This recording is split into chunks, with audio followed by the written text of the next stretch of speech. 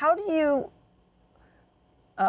face each day? What is like the mission for you now when you realize things are being taken back? Like well, we're going what back. I say to students is this. I said, what I try to do is I try to make you aware of where you are. Because, for instance, they have a group project right now. And that group project is about what's going on with your generation right now. Mm-hmm. What are the problems that you're concerned about right now? Mm-hmm. And what do you want to do about it? Some people, I make a list on the board. Mm-hmm. Some people go to things like, climate change. I say, yeah. I said, but what about your scholarships at school? What about your children's programs that prevent mothers from going out and getting jobs? What about the cutout of finances? What about nobody getting their food? Yeah. The SID, okay. Yeah. I mean, do you have family members do you have grandmothers that are in care facilities and they're cutting their benefits? And we list. I said, now you choose, 2 or 3 of these things that are serious. And I said, and you can look back into some of the things that we have studied, like Mary McLeod Bethune, okay, because she was the youth commissioner trying to put youth in constructive work during the summer during the Roosevelt issue. I said, and then there's Stuart Hall, classification system, stereotyping people and putting them in a category. Okay, are we still doing that? Okay, all right, is it hurting us? I want to make you think. Because when I make you think, past regurgitating information to me, you will take actions on it. You'll go join an organization, you'll get involved with a youth group, you will do something. Because you're thinking, because you'll say to yourself, what can I do to bring about the changes that we need? What can I do to make life better for my future? Yeah? So I try to open their minds.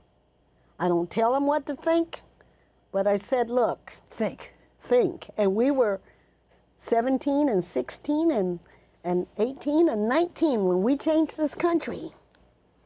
And we weren't afraid because it was our country. And it still is. And it still is. It's 7 million people went on that demonstration just a few weeks ago. And that tells you what people are thinking in this country, okay? So you have to be responsible for yourself and your future because it is your future. And that's how I deal with it. Well, that is great because that's what we all need to hear. And then I ask the students, I said, well, what do you think? I mean, you don't say nothing. They said, well, you're right. We got to do it. It's also overwhelming. I mean, it is, and that's why it's interesting that when you were younger that you weren't overwhelmed, or the way the ministers got you into it, you kind of got eased into it, sort of, so, yeah. And it just became a natural way of being. And also, to a point, the kind of movement, and I heard you mention this, the kind of movements that you did in the 60s and 70s, very different than like we have movements now. The march is great, but like some of the, like Black Lives Matter, great things came up, but then you got these, I call them bad actors, to get people in there to do, people even pay people to do that stuff to make it look like everybody's doing something negative or subversive or something. Yeah. And so it's not the same. I mean, it's like it's. Well, they did that back in the 60s too, with the KKK, with the Citizens Counselor, with teenagers. They did that. Yeah. It's just. It's more organized now. Yeah. And we know about it because we've seen it publicized. Yeah, and you can see it in and action. We've seen it. Yeah, in action. We also is that people are expressing their racism. They didn't do that as much. Right, yeah, now people are doing it all the time. Now they're saying it, and and I think maybe that's a good thing because at least you know who they are. They're not hiding behind hoods. Right. You understand? Right. And they're not And then maybe you talking to can you find one some- way and then being something different. something else in the night, because Right. that's what they used to do. That's what you said. You they'd know, be all, they would be your friend during the day, but then during the night they down in that storefront, you know, and they put those hoods on and they go out and do terrible things to human beings. You Right. know, we know who you are. When you know what the story is, at least you can talk. Yeah, you can have a dialogue. You can have a dialogue, and Bevel started that way even back as a student with the KKK back during the SNCC days. Mm-hmm. He had dialogue with the KKK, with the Grand Dragon and people like that, because he felt they needed an education about what we wanted to do to stop reacting to their emotional feelings about black people. Right, because And their feeling that they were going to lose power. it's all in Yeah. the mind and in your head, and Yeah, and Bevel one was- person says Bevel was they're great. better than somebody else, Yeah. or we have the way. Yeah. That's what that part's the Yeah, scariest part of all. But he actually went and negotiated with Grand Dragons and stuff like that, and we were very proud of him because he wasn't scared. And that's how but that's how you get That's change, how you because get change. they're like, oh, our energy is not affecting him in the way we wished it would. Yeah, so they have right. to stand back and Yeah, take but a different also approach. we called a lot of economic boycotts on these white people.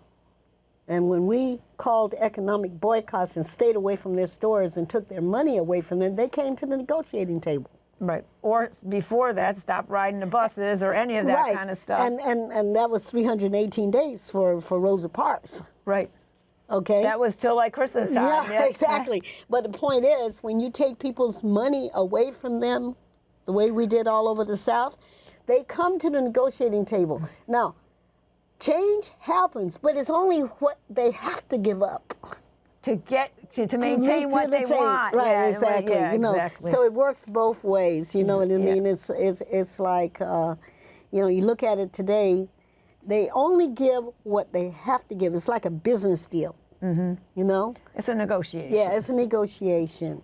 So there's not necessarily a winner on each side, but an advancement. Advancement, and then and now, a receding, you maybe a little know, bit. 20 years later, it rolls over, and now you see that they haven't really changed. No, because You know, now we have, Yeah, know, you people know, not. I mean, of course, hiring it's and- 60-something years now, but when I talk to my friends from the Midwest who go visit their friends and their families in the South, they come back with a very bad report that those people haven't changed in how they feel about us. And they Right. feel a loss of power. Mm-hmm. And, you know, black folks really went all out for education. It's the only thing that was the only hope we really had. Right. We didn't have the money. We didn't have anything but those HBCUs and, you know, all of the places that we reached out. And some of the programs that the government put together, like to train people, you know, and to place them in, some of those really worked for us, you know. Right. Such, like even after slavery, they had the Freedmen's Bureau. You know, W.B. Du Bois wrote wonderful things about the Freedmen's Bureau and their attempt in 1865 for 20 years to do something. Of course, there was never enough funding. Yeah, for millions of people who were illiterate, so you couldn't service all those people. And then you also had But this. they didn't have to be. They were because people didn't allow them to have the things that could Right. make them literate. I mean, So- we also not only were not literate, but we didn't have any certificates. Booker T. Washington was trying to give us some certificates so we could go out and get jobs in the job markets as a carpenter, as a whatever, so at least we could bring some income to our family. Right. You know, but then, you know, after a period of time, he was heavily criticized, you know, because they saw it as limiting us. But, you know, he was great. You know, Booker T. Washington and Mary McLeod Bethune, all of them, they got us out of that first crisis. Yeah. And like you had said in something. I Frederick read, Douglass.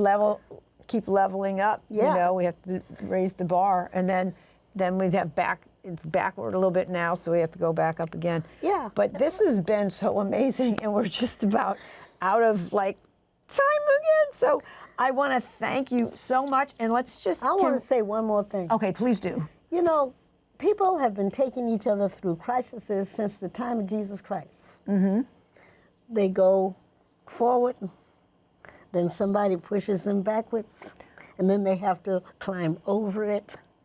And it seems to be a pattern that we have as human beings. Right. Well, you know, they say when a lion needs to get ahead, it has to step back three steps to lunge forward. So Right. every time they're going to do move forward, they have to step back and then move forward. So maybe that's part of it. But it seems like so much change. It should change for good, Yeah, but it doesn't work because somebody comes up with the new line of objection.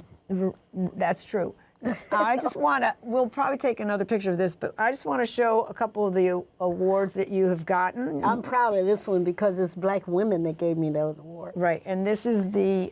That's the Omni Award. The Omni Award, yep. By International Black Women's Congress. Congress, yeah. It's wonderful. You know, they do not give awards lightly. No, I don't think you so. You have got to really earn it. But you live who you are and who you want everybody to be in the world, and not everybody does that. And this one is one of my Gandhi treasures. King This is Nonviolence. Gandhi King. This began at the United Nations, and they still exist as an organization, but not as powerful as they had been. Mm-hmm. Okay, but I'm very proud of this because this is the philosophical side of Right. the movement. And that's the important. It's the foundation of the movement. Yes. Yes. And you carry that through still to today, in how you be, do, and are, and everything you do. So amazing. And I want to thank you That so much. family. You want to show a quick shot of the family? Yeah, I want to show the a quick amazing shot family. of the amazing Butler family with his 6 girls. And we'll take another picture of that. And then if you want to be encouraged, you should just go online and listen to some of the songs from both of these albums. This is, Angela, I had that upside down. This is her own one, Impressions. Impressions, Angeline Butler / Impressions on Cobert MGM. Right, and then we have the first album that I made, which was Columbia Records. It was the Black Cancer to Peter, Paul, and Mary. Called The Pilgrims. But the thing is that, and also, we are going to a minute, the music, the art, it all speaks to advancing humanity, just like activism does, to making an even playing field. And even your master's, your degree in music, ethnomusicology, branching out. Yeah, it shows us we're like this close to each other, but people try to find differences. But if you listen to music or you hear poetry or there's a common thread of humanity, and we just got to keep that thread going, which is what you're trying to be the weaver of the thread, you know? One of the things that I did, and I know we only have a minute, yes, was that when I went into university life, I took the movement there with me because I realized that in academia, they weren't teaching us right. For instance, I was a student at UCLA in the graduate school, and I tried to submit my master's essay on Duke Ellington, and they told me, the department, that Duke Ellington was not a legitimate musician. It made me so angry that I transferred out of UCLA, went to Columbia, finished my master's, okay? And then the minute I was back in a university, what did I find? The Ellington tree. Yes, yes. Well, thank you so much. This has been wonderful. And you can find out much more about Angeline very easily. You Google her.